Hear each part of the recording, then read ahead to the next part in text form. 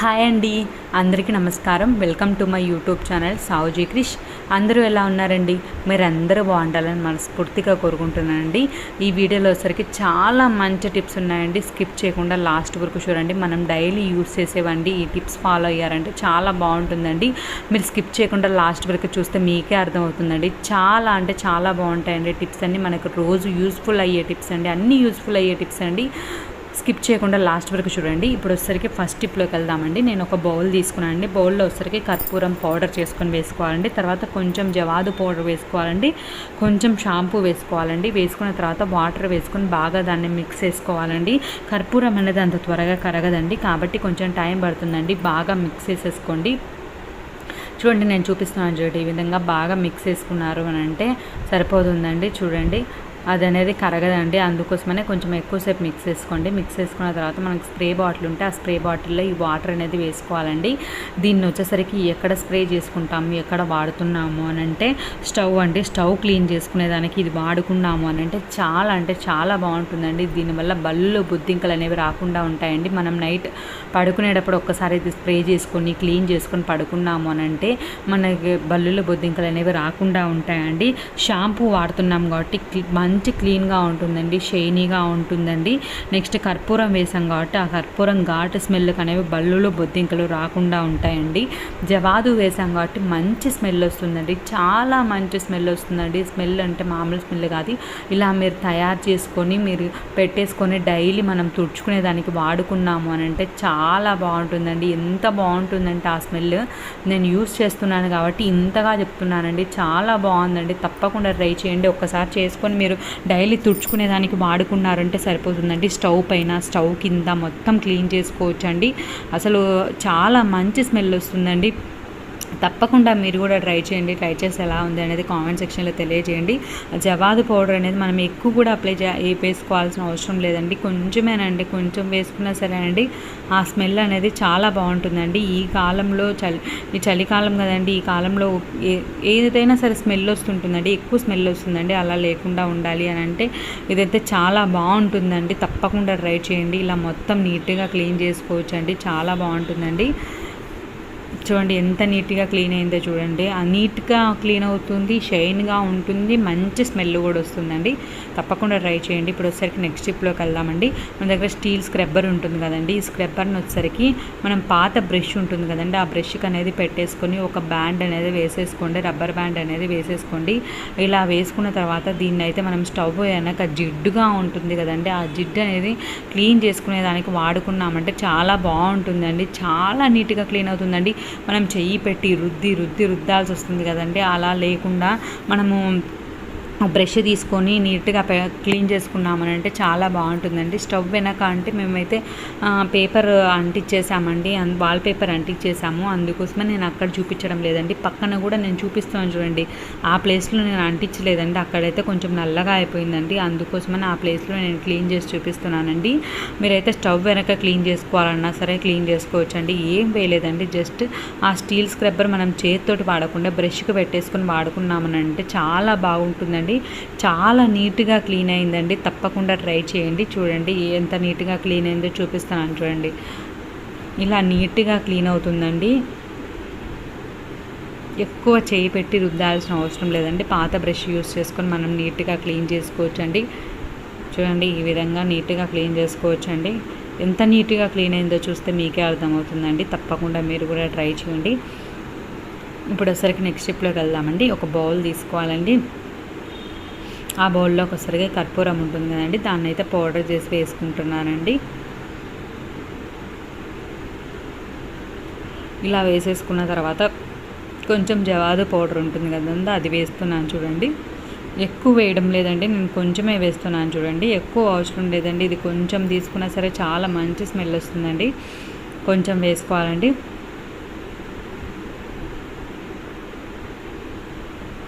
ఇలా వేసుకున్న తర్వాత కొంచెం పౌడర్ ఉంటుంది కదండి, మన ఫేస్ పౌడర్ అనేది వేసుకోవాలండి. ఏదైనా పర్లేదండి.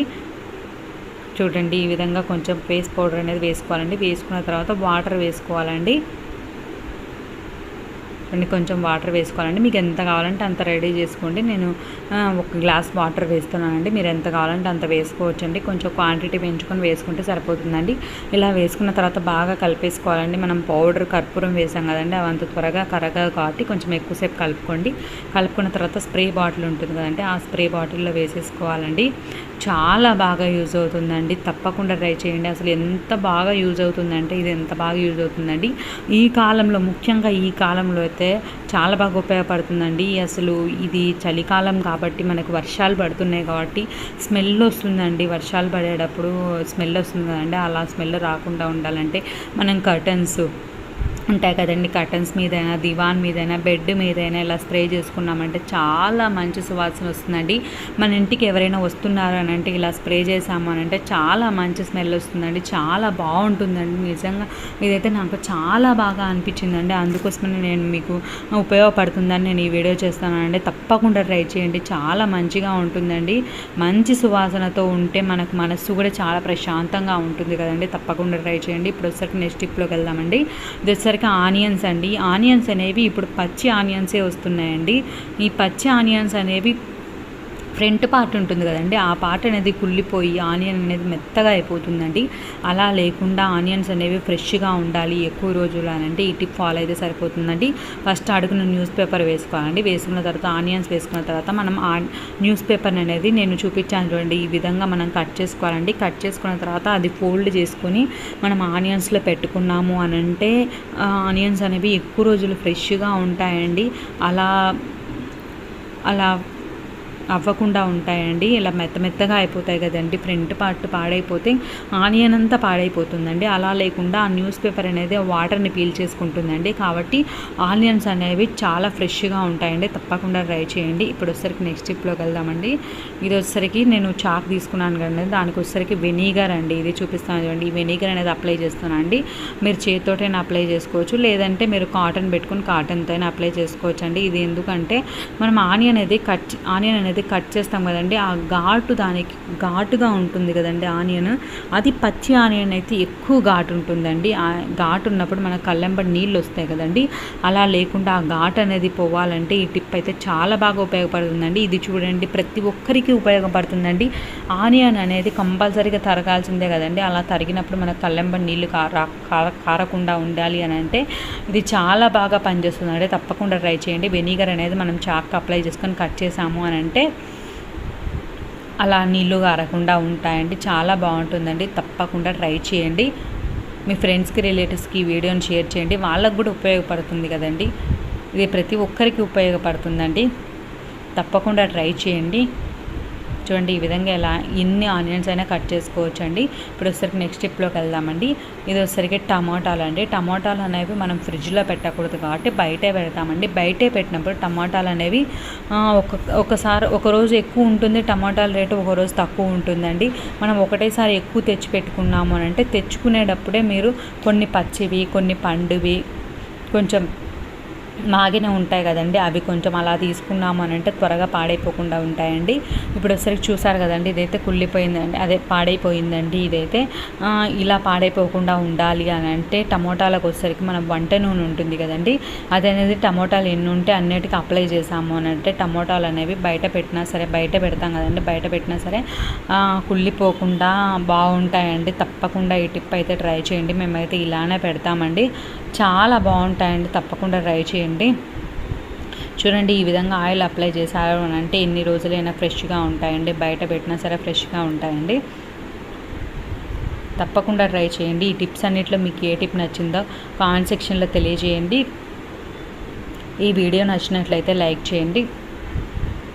మీ ఫ్రెండ్స్కి, రిలేటివ్స్కి ఉపయోగపడుతుంది అని అనుకుంటే షేర్ చేయండి. ఫస్ట్ టైం నా ఛానల్ చూసే వాళ్ళైతే సబ్స్క్రైబ్ చేసుకోండి. నా ఛానల్లో మంచి టిప్స్ ఉన్నాయండి, రీల్స్ ఐడియాస్ ఉన్నాయండి, అవన్నీ కూడా చూడండి. మీకు ఏ టైప్ ఆఫ్ వీడియోస్ కావాలో కూడా కామెంట్ చేయండి. చూడండి ఈ విధంగా పెట్టేసుకున్నామనంటే ఎక్కువ రోజులు ఫ్రెష్గా ఉంటాయండి. ఇప్పుడు వచ్చరికి నెక్స్ట్ టిప్లోకి వెళ్దామండి.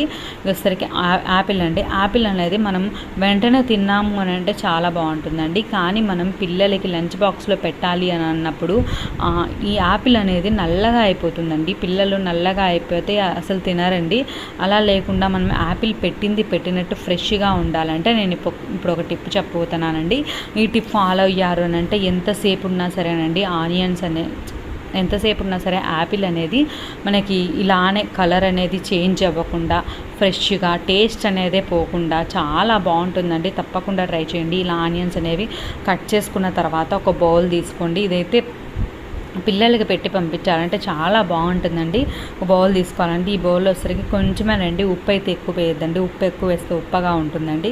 కొంచెం ఉప్పు వేసుకోండి. వేసుకున్న తర్వాత కలిపేసుకున్న తర్వాత మనం ఆపిల్స్ అనేవి దీంట్లో వేసేయాలండి. ఇలా వేసేసిన తర్వాత అలానే డైరెక్ట్గా పెట్టద్దండి.